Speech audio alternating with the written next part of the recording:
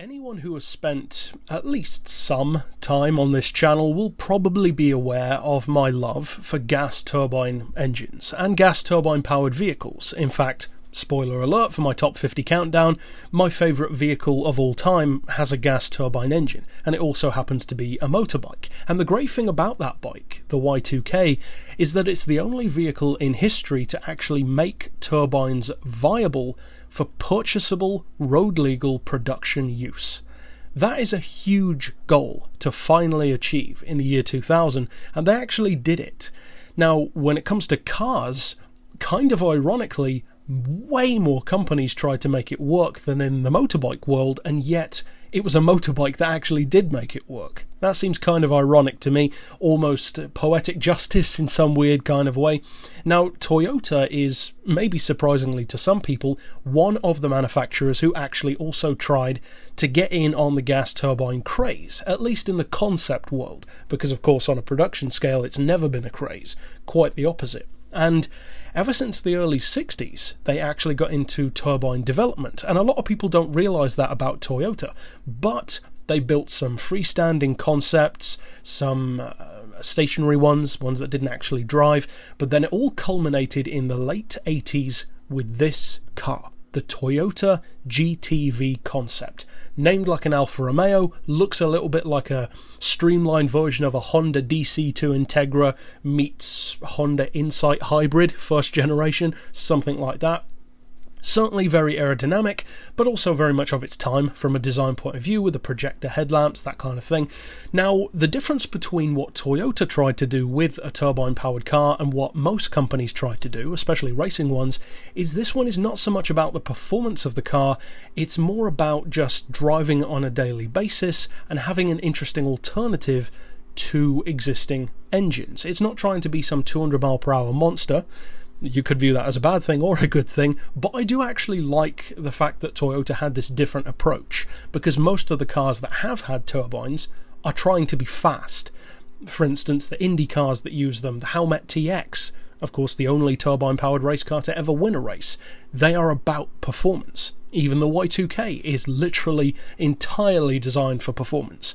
This car, it's not. In fact, the engine itself doesn't produce a ridiculous amount of power. Now, to say engine is kind of a vague term, because this actually has two engines, two gas turbines. One drives the compressor, and the other actually drives the wheels. And there's a heat exchange system, and also, very interestingly, and this was news to me, a Cvt Gearbox. Now, I believe this car, incidentally, was actually requested or suggested a while back in this very series, if I recall correctly, by a viewer. So it's taken a while to get around to it, and that feeds back into what I was saying about that Cvt transmission.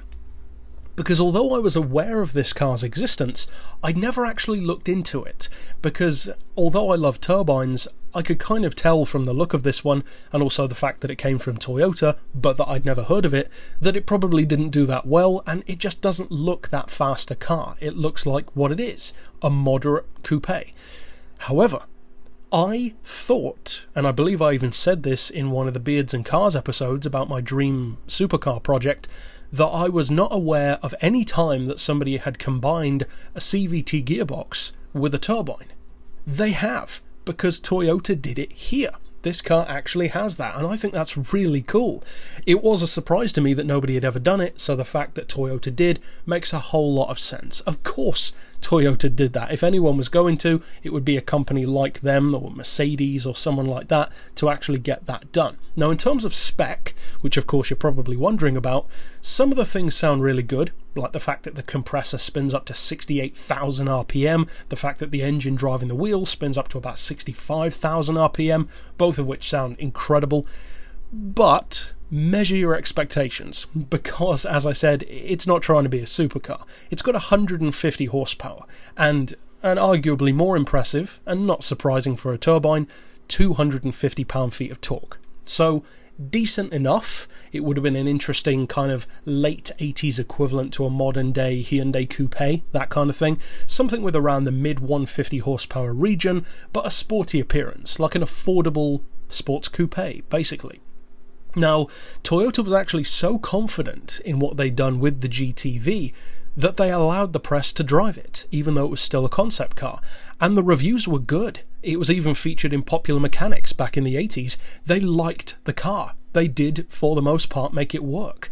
But it still had issues. And, surprise, surprise, the issues were the same ones that a lot of companies come up with, because that's the inherent issues with a turbine. Stuff like low-end lag, which of course the car had, the fact that it uses far more fuel. It can use any fuel, pretty much, anything that will burn, which is a nice advantage, and that's one of the main reasons why Toyota looked into doing it, but it uses so much fuel at such a high rate that it's just not really viable for production, and unfortunately the development costs and production costs are significantly higher than a car like that would have usually been. This lower level sports coupe, even if it wasn't a coupe, if they'd have put the engine into something else like a sedan, for instance, which is of course what companies back in the earlier days like the 50s and 60s tried to do, such as Rover and Chrysler, they could have done that, but again, those costs would have still been there. Now, in terms of performance, it's not the quickest thing around. The acceleration, as far as I'm aware, is not really known. It was probably decent enough once you got going, because of the fact that turbines are faster than their on-paper numbers suggest. Plus, they have this kind of relentlessly building acceleration style, where they tend to be better for mid-range and top end, where the flow of air in the engine's getting better, the engine is spooling up faster. Again, as I've said before, turbines are typically used in helicopters, that kind of thing.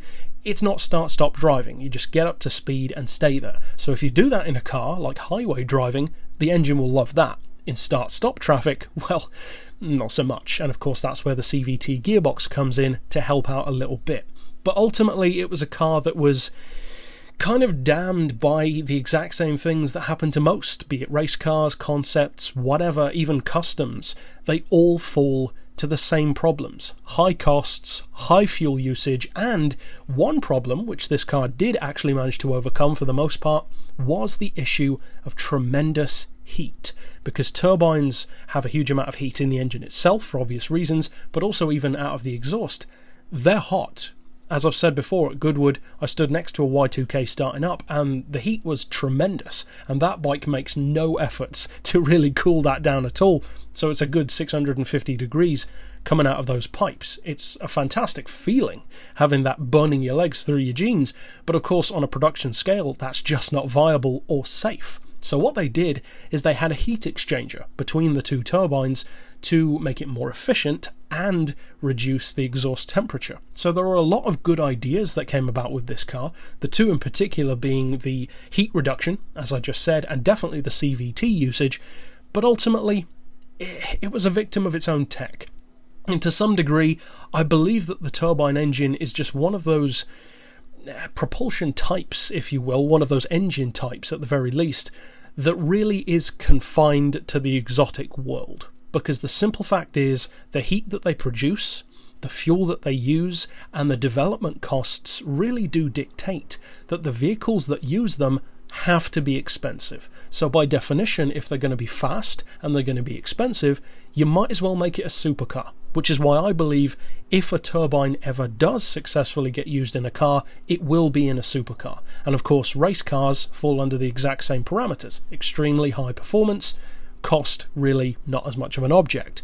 For a sports coupe like this one though, well, of course it was kind of doomed from the start. However, I do have a huge amount of respect for Toyota to actually try this, from the early 60s in fact, and I wish that more companies had, because if more supercar companies in particular had tried it, I think we actually could have had one by now. And in the supercar world, as I said, it would actually feel justified to have those kind of costs and those disadvantages, given that most normal supercars weren't that reliable back then either. So overall, definitely an unsung hero, one which is in this super exclusive group of gas turbine powered cars, because there really aren't that many, maybe a couple dozen in the entire history of the automobile. So each of them, I think, in their own way, tried to approach that problem with a different solution, and unfortunately, it didn't really work for any of them. But still cool to look at the car, certainly an unsung hero, and good on Toyota for trying, at least. But if you want to check out other crazy vehicles with and without turbines, we have done some others in fact, then you can click through at the end to see those. But for now, as always, thanks for watching.